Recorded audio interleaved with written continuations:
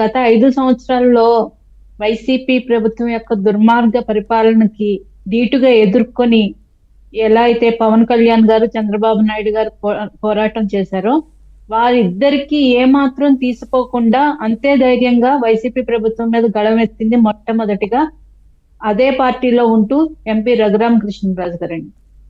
మాజీ ఎంపీ రఘురామ కృష్ణరాజు గారు.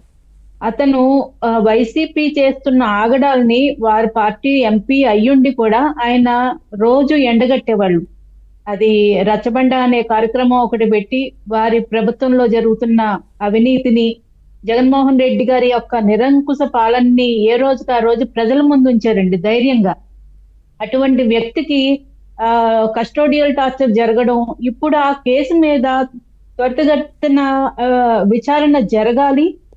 చెప్పాలి అంటే కనుక చట్టాలు కానీ, న్యాయస్థానం కానీ చాలా క్లియర్ గా చక్కగా వాళ్ళ చట్టం తన పని తాను చేసుకుపోతుంది అనడానికి నిదర్శనంగా వాళ్ళకి బెయిల్ నిరాకరించడం ఏదైతే ఉందో చట్టాలు చక్కగా న్యాయస్థానాలు పనిచేసుకుంటూ వెళ్తున్నాయి. కాకపోతే ఇక్కడ కొంత నిరాశ పడే విషయం ఏంటంటే, ఎవరైతే నిందితులుగా ఉన్నారో వాళ్ళకి కొంతమంది అండదండలు అందించడం కానీ, వాళ్ళు ఇంకొక రాజకీయ నాయకుల అండ చూసుకొని రెచ్చిపోవడం కానీ నిజంగా ప్రజలకి తప్పుడు సంకేతాలు అయితే వెళ్తాయి సార్.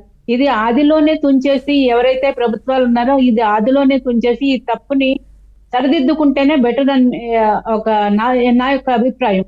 ఎందుకంటే రఘురామ కృష్ణరాజు గారు ఇప్పుడు డిప్యూటీ స్పీకర్ గా ఉన్నారు. గతంలో వైసీపీ మీద అంత పోరాడిన వ్యక్తి. ఆయన చెప్పాలంటే ఆయన గుండె ధైర్యానికి జోహార్లు సార్. అతను గుండెకి శస్త్రచికిత్స జరిగిన తర్వాత ఆయన మీద ఒక భారీ కాయంతో ఉన్న వ్యక్తి కూర్చుని ఆయన కొట్టి సహజ మరణంగా చిత్రీకరించాలని చూసి ఆయన పుట్టినరోజు రోజు ఆయన ఎంత పైశాచికంగా, ఎంత జగన్మోహన్ రెడ్డి గారి యొక్క పైశాచికత్వం గురించి అందరం మాట్లాడుకుంటుంటే ఉంటాం. ఆయన యొక్క ఏమంటారు, మన చాలా మంది సోషల్ మీడియాలో ఒక స్పైడర్ మూవీ మ్యూజిక్ పెడతా ఉంటారు జగన్మోహన్ రెడ్డి గారికి.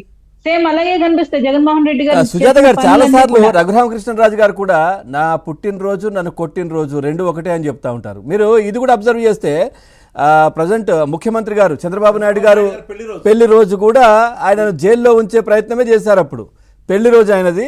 అంటే ఇట్లాంటి అకేషన్స్ ఏదైనా వాళ్ళకు పండగ వాతావరణం, ఎవరైతే వ్యక్తి నచ్చని వ్యక్తి జగన్మోహన్ రెడ్డికి ఉంటుందో వాళ్ళకి ఇట్లాంటి సిచ్యువేషన్స్ క్రియేట్ చేస్తారు అనేది మాట్లాడుకుంటా ఉంటారు. అదేనండి, అందుకోసమే జగన్మోహన్ రెడ్డి గారిని ఎవరు ఊరికే ఎవరి మీద నిందలు వేయరు కదా సార్. సైకో జగన్ అని ఎందుకంటారంటే ఆయన సైకో పనులే ఉంటాయి జగన్మోహన్ రెడ్డి గారు చేసే పనులన్నీ.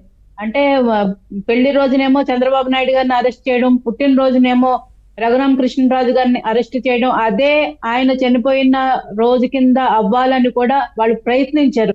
నిజంగా ఆయన గుండె ధైర్యం అనుకోవాలో, లేదంటే భగవంతుడు ఆయన వెంట ఉన్నాడు అనుకోవాలో, లేదంటే జగన్మోహన్ రెడ్డి గారు చేసిన పాపాలు పండడానికోనో ఆయన ఆ రోజు బతికి బట్ట కట్టారు. ఈ రోజు నిజంగా ఆయన అంత టార్చర్ గురైన తర్వాత కూడా బయటకు వచ్చి అదే ధైర్యంతో ఆయన ఇప్పటి వరకు పోరాడడం నిజంగా మన అందరం లాంటి వాళ్ళు, అన్ని పార్టీల వాళ్ళు ఆయనకి హ్యాట్స్ ఆఫ్ చెప్పాలి సార్. ఆయనకు సహకరించాలి.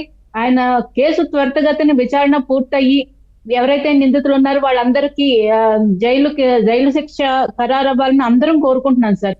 అంటే జగన్మోహన్ రెడ్డి గారు ఎటువంటి వ్యక్తి అంటే, వారి పార్టీ ఎంపీ అయ్యుండి అప్పట్లో జాతీయ విద్యా హక్కు చట్టం కింద పార్లమెంట్ లో సెంట్రల్ గవర్నమెంట్ చేసిన బిల్లుకి ఇదే వైసీపీ ప్రభుత్వం అక్కడ ఆమోదం తెలిపింది. ఇక్కడికి వచ్చి 1 నుంచి 8వ తరగతి వరకు తెలుగు మీడియం అన్నది ఇక్కడ మేము తీసేస్తున్నాం అన్నారు. అక్కడేమో 1 నుంచి 8వ తరగతి వరకు మాతృభాషలో విద్యా బోధనకు అక్కడ అంగీకరించారు. ఇక్కడికి వచ్చేసి తీసేశారు. దాని మీద రఘురామ కృష్ణరాజు గారు పార్లమెంట్ లో ఉపన్యాసం ఇచ్చారు. అక్కడ జగన్మోహన్ రెడ్డి గారికి ఆయన మీద మొదట ఇది ప్రారంభమైంది. ఏదైతే ఆయన ప్రభుత్వం తీసుకున్న నిర్ణయానికి, అంటే రాష్ట్ర ప్రజల్ని మోసం చేస్తూ అక్కడ పార్లమెంట్ లో మద్దతు చెప్పి ఇక్కడ మోసం చేస్తూ